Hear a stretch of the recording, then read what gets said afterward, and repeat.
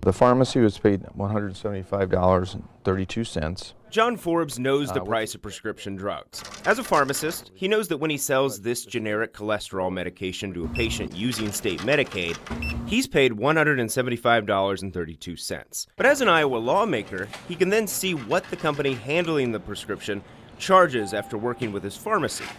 In this case, he found Medicaid's insurance company was charged $346.14 for that $175.32 prescription. And I think the state of Iowa is being defrauded. There's more. Forbes records show he got $26.49 for this generic seizure medication, but the company handling the transaction with Forbes' pharmacy then turned around and charged the state $89.24 for the prescription, a 237% increase.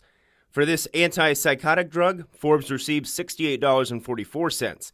The company then charged Iowa taxpayers $247.58 for that same prescription from Forbes' pharmacy, an increase of 261%. Forbes didn't think this was right. Owning a pharmacy and being a legislator gives me a little bit more leverage in being able to obtain records. So he started his own investigation into why. Over the summer and fall, I worked with our state Medicaid director, Mike Randall, to secure pharmacy records from the state of Iowa.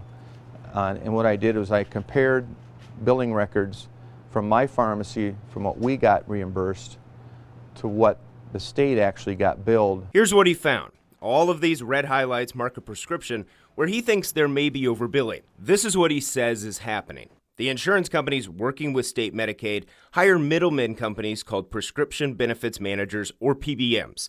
This is an industry norm.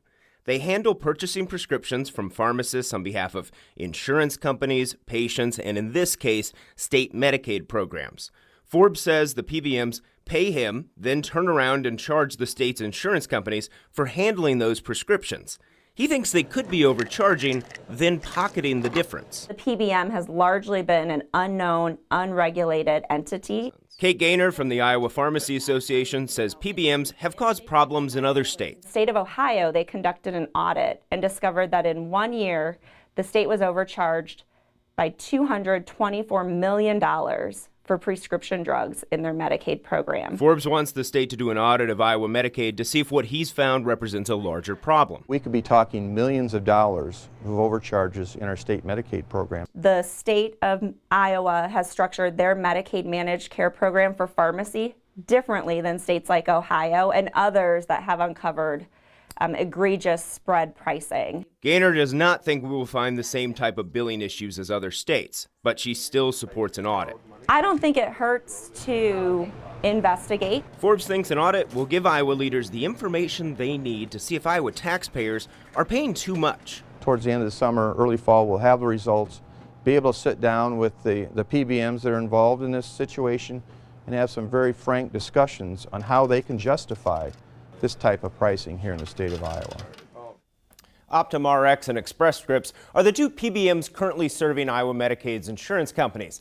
They did not respond to our request for comment on Forbes' findings or a possible audit. Express Scripts referred us to their trade association. It didn't comment either, but their website lays out various savings in each state from PBMs, claiming to save Medicaid in Iowa $254 million. Stacey. This is very interesting, and I think Iowans want to hear more. Alex, what needs to be done to move this audit forward? Yeah, Representative Forbes showed these numbers to state leadership. All they have to do at this point is find the funding for the audit, Stacey. Very interesting. Alex, thanks so much.